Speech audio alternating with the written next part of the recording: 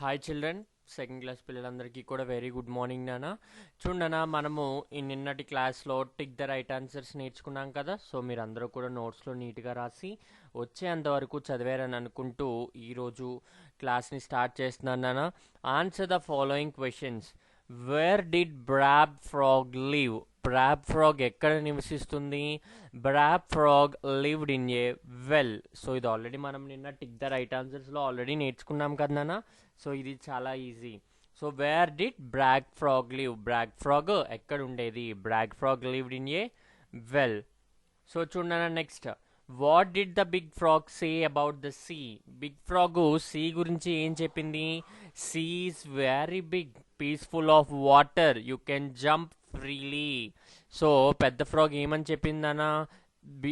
See అనేది ఎలా ఉంటుంది? చాలా పెద్దగా ఉంటుంది, పూర్తిగా నీళ్లతో నిండి.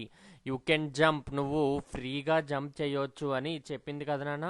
Next, how did Brab frog enjoy at she షోర్?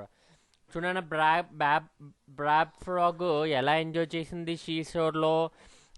చూడండి, Brab frog saw a vast area of water, చాలా ఎక్కువ నీళ్ళని చూసింది.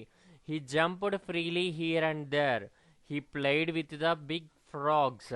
ఇక్కడ వరకు చదవండి అన్న, సరిపోతుంది.